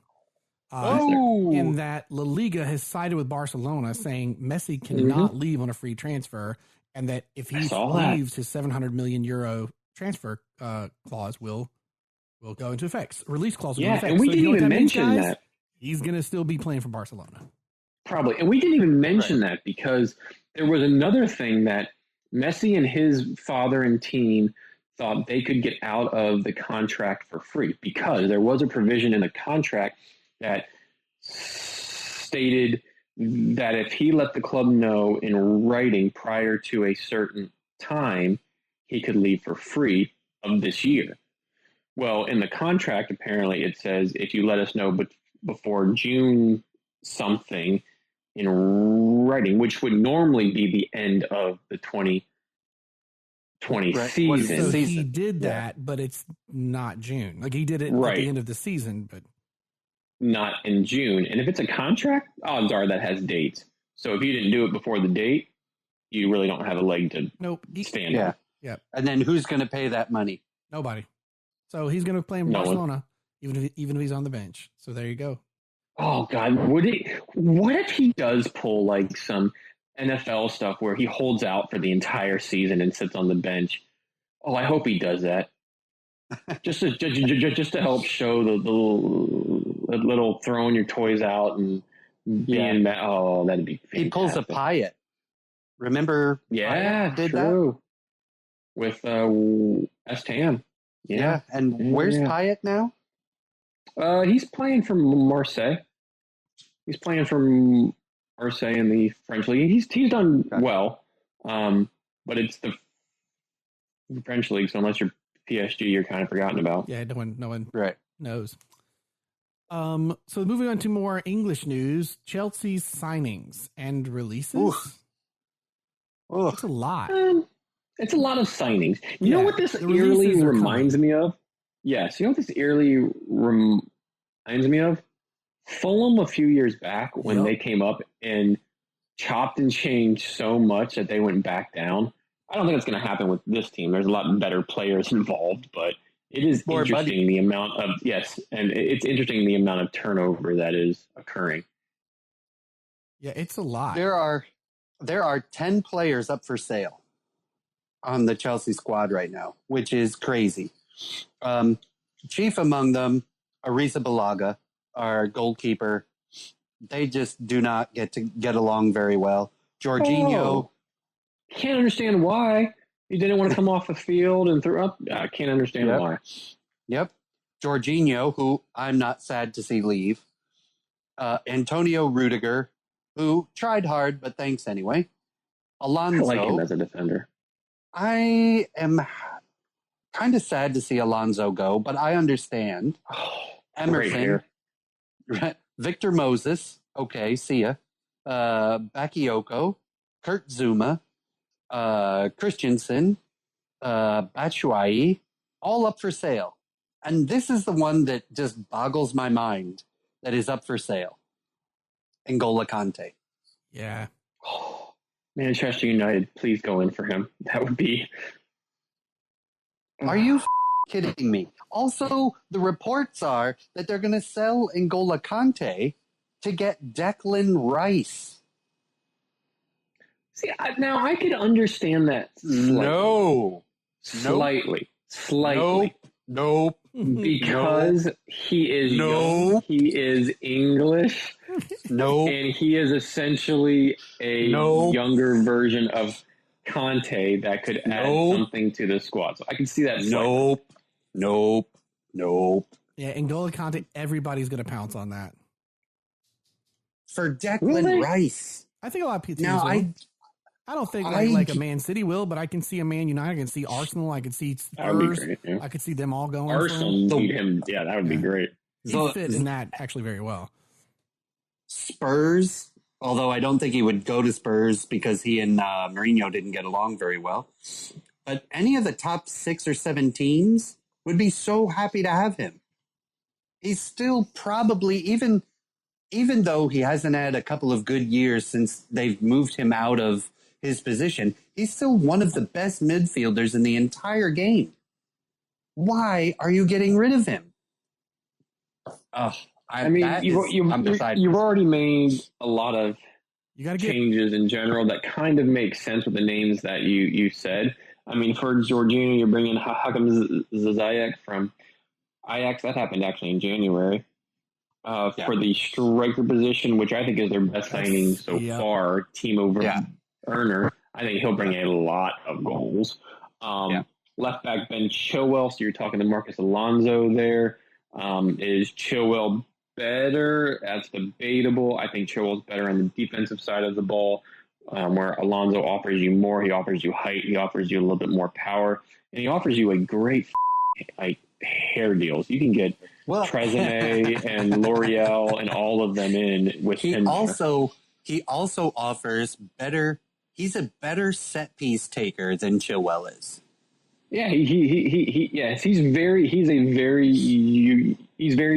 useful in the team where Chilwell will kind of just be there. But now in a Frank Lampard team, he does want some consistency and some old school English type defending, which Alonso doesn't much offer. Defender Al Ansar from East, so there's your Rudiger type, replacement. All good signings, all good names, all players that have had success at their clubs. It makes sense. And then they just signed Thiago Silva to add a little bit of veteran experience back there. He's only on a 1-year deal, with an option to buy. Does he have the legs for the Premier League? Who knows? But then again, Leicester City won the league a few years back with Robert Huth and Oregon, who were up there in age. So there is something to be said for that. It's just, all of these collective signings from different leagues and different regimes pin together and really listen to what Frank has to say and play his style of ball. Because you still have your Mounts there. You still have your who's the other kid that's there? Cheek. You have a lot of talent there that can they now mesh and integrate well with a Frankie Lampard style Chelsea. Yeah. And another person that they're talking about offloading is Tammy Abraham. I think Ron just disconnected, no? No, he didn't. I got him. Oh, do you? Okay. I have him on my end. Yeah. Tommy Abraham, I know, is another rumored one. I will say this. We all thought Chelsea would have a very bad season potentially, and they punched way above what we expected. Yeah. So this is a bit of a gamble. I mean, like you said, Ferris, a lot of these some things make sense, but if they don't keep a Champions League spot, for example, this is going to look like a really bad experiment. Because they definitely did better than you thought they were going to do, what they had. I think if this can't all pull together, I think one of the managers that could be on the chopping block he's going to be one of them. I think if he can't pull it together. I think he gets more grace than if he weren't Frank Lampard. I think he would get longer than others would. Yeah. And, another thing is you don't get Christian Pulisic back for probably the first quarter of the season. Yeah. So he's not going to be in preseason, and he's probably going to miss till just before Christmas, maybe a little earlier. So I'm excited that we're spending all this money. I think we are. By and large, I'm happy. I just don't think they should be selling off N'Golo Kante. And it is wild to think that we are starting the Premier League in 3 weeks. September 12th, right? Yeah, it's a little over 2 weeks. There you go. Right around the corner, guys. What's next on the docket? Our other London team. Our Arsenal, the Arsenal, they win the Community Shield against Liverpool, beating Liverpool twice in the 1920 season.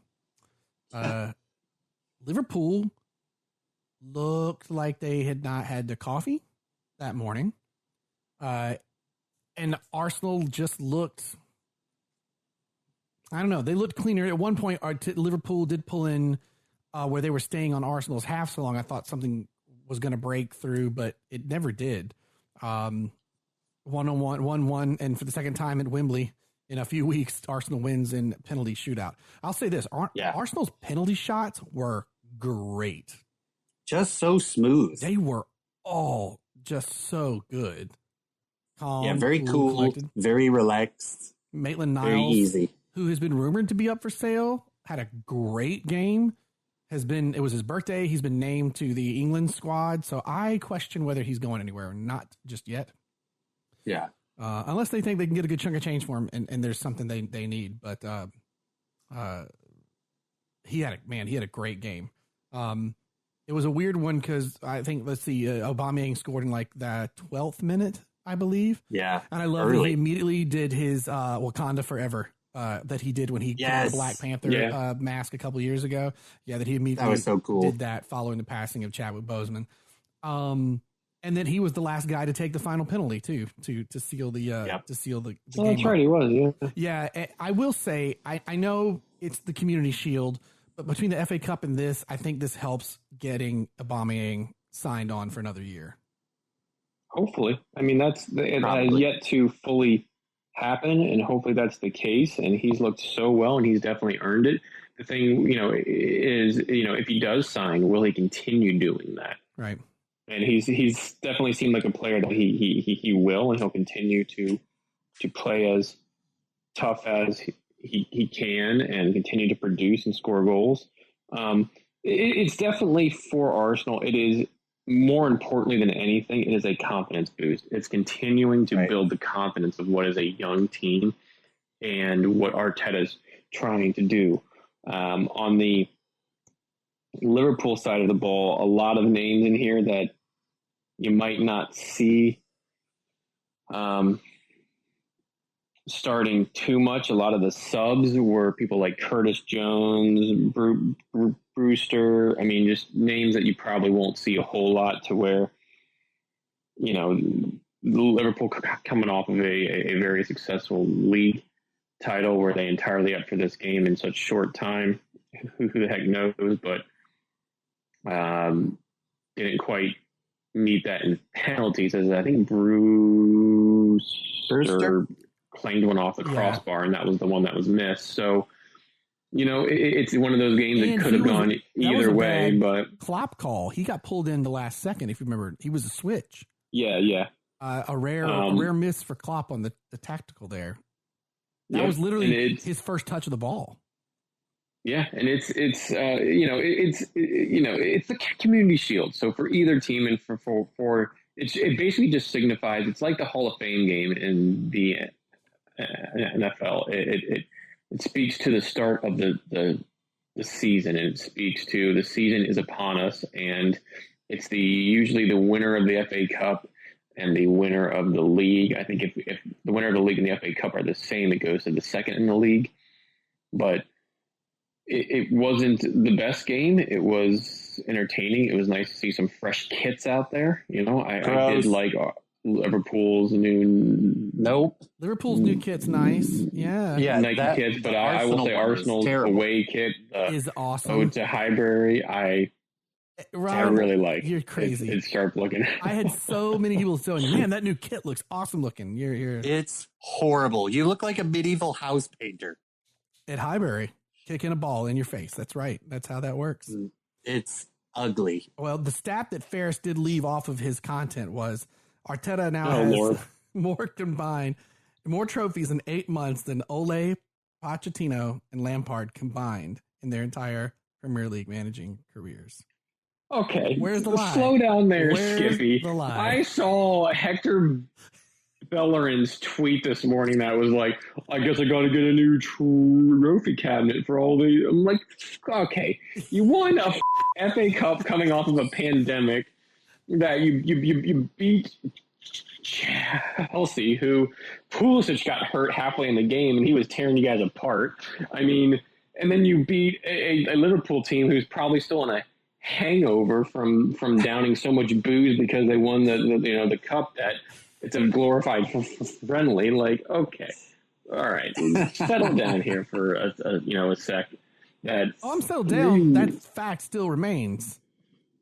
Yes, very true. But what I was arguing with you yesterday was slow down and give me a second, because everybody was piling on Mourinho when he said he won 3 trophies that year and one of them was a Community Shield.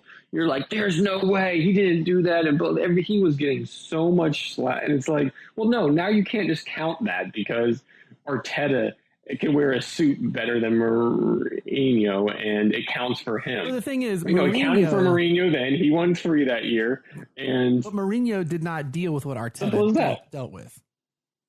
What? And what has Arteta dealt with? Okay, wait. Have you got Ron? Have you got Ron back on yet? No, I don't. I don't have him at all. I don't. I have Ferris's voice. I don't have his picture. So you don't have Ron's voice at all, Ferris? I got nothing. All right, hold on 1 second. I'm gonna try to get out and then get back in.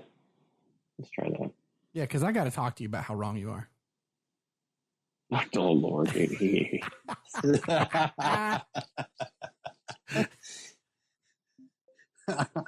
you go. Fair. Yeah, I got Ron back. Okay, there we go. All right, you got me. Mm-hmm. So, Ferris, here's the deal, man. Still ain't no Arteta walked into a club 8 months ago. I need another beer. I can't right now. Hold on. In shambles. They were having a mess.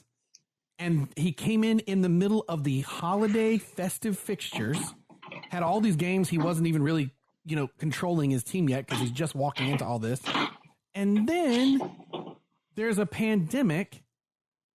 And then he manages to make enough out of the second half of the season that at one point they could try to run for Champions League or Europa. They don't get in, but they need to win the FA Cup to get into Europe. He does. And then, but they do in their end. They beat Man City. They beat Liverpool.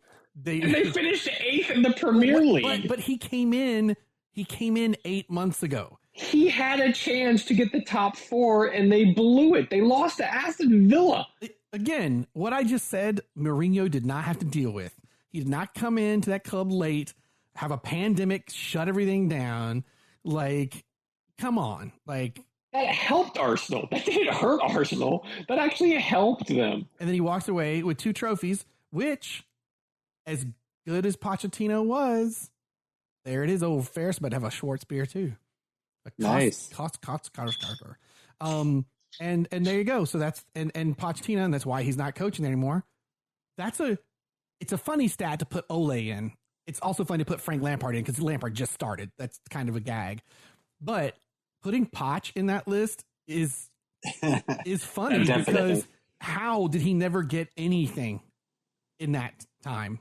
Now, in fairness to Poch, he built up what was a pretty dire Tottenham team. He brought it from nothing to winning nothing.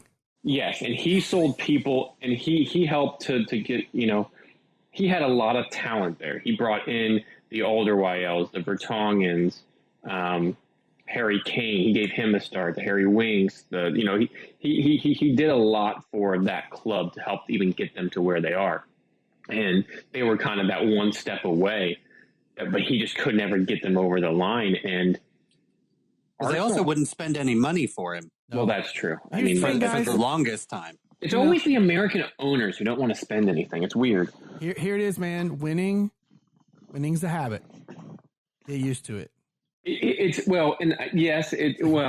don't agree with you that it's a habit. What I agree with you on is that it's confidence. It's a confidence builder for a team that needs it and hasn't had it for a long time. And Aubameyang, he's playing the way he does, and the club honors him with a contract, and he remains captain. Great, because that's what's needed. But Aubameyang has to continue to produce. As the commentators, or as the pundits said after the game, the difference is these guys are really playing for Arteta. That is the difference and the big change of what's going on right now. Yeah, that's Don't disagree with you.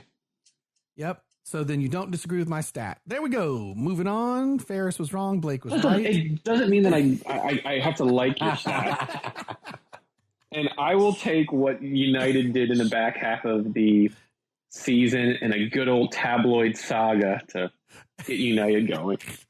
It's like the olden days with Keane and Beckham and Posh. Like, it's just tabloids and young talent. I love it. Yep, and no silverware for Ole. All right, so going on to the not yet, anyway. We do have one last little bit of news. The U.S. men's national team player Weston McKennie joins Juventus. Wow, what a signing! Yeah, awesome. I think it's fantastic for him because he's on loan. Right, he's on loan. There were a lot of teams out for his signature, but more importantly, it shows that his talent and what he's been able to produce in a team that you may not really see, right? He's not a Pulisic that is electrifying and can score goals and create, but he holds down a midfield very well, and he's very cerebral in how he plays the game, and he's tough in a midfield. To make a basketball comparison, he's a Shane Battier. Like, he makes that's a good that is a better. Very I'll agree with that. And Blaise Matuidi just left Juventus, who they didn't use a whole lot under Sarri. He went to Inter Miami, who we might see here in a few weeks. But for him to come in, the only thing I'm worried about is that he doesn't get time to where he did at Schalke. Right? It's such a big club, and look who came in to Juventus last year and didn't get a whole lot of time. Blake, you should definitely know this. Why? Aaron Ramsey. Yeah. That's so frustrating. Who is looking to leave the club after 1 year? And now a different kind of player, sure, because Aaron Ramsey doesn't hold down a midfield and help connect the back four to the rest of the team. Where will he end up? Yeah, that's a good. He could head, honestly, his best bet, head right back to Arsenal. Yeah. Or if United are smart, snip him off and put him in the midfield. Yeah. But I really like the signing for him. Yeah, I think it's good if he gets... The reason I'm excited about this is because if he gets playing time, it is another U.S. player playing at elite level that can bring it back to the U.S. men's national team, who haven't had that many elite players around the world with that kind of experience. Usually there's like a player, and now there's a handful. It's a very different world for the U.S. men's national team. It's good. I mean, you have Gigio Reyna over at Dortmund, Pulisic at Chelsea. You have Tyler Adams, who scored the second game-winning goal for RB Leipzig in the Champions League. You have a lot of talent out there, and that's only going to help the U.S. here. We've also signed people like Dest, who was on the fence between playing for the Netherlands or for us and chose us. And he's playing, I think, over with the not Ajax, is it PSV? So there's a lot of young U.S. talent out there that's playing. Now, not to forget, there's a lot of other U.S. talent that has been signing with some big teams. You had Rose Lavelle sign with San Luis over at Man City, I think. You had after she got traded, like immediately. After she got traded, yeah, that was interesting. You have reports that Kristen Press could be signing with Manchester United, which I would be over the moon with, and I would get a kit with her name on it because if you listen to the pod and know I am a huge fan of her and what she can bring to a team. So you have a lot of reports that people are going over there and playing, and not necessarily in Italy, but in the Europe style format that we know. There's a lot of U.S. players going over there and applying their talents and their trade to what has predominantly been a European based, trend sets, or even the South American. A lot of Brazilians go over there to build on their trade, and the U.S. are kind of slowly knowing that might be the route they have to go to then bring success back to the States. Yeah. It's going to be an interesting few years as that continues to develop as kind of a trend throughout U.S. soccer. Good luck to McKinney at the old lady. Yeah, man. It's just awesome to see slowly but surely the American game getting better. So you see more of these folks. This starts to become normal.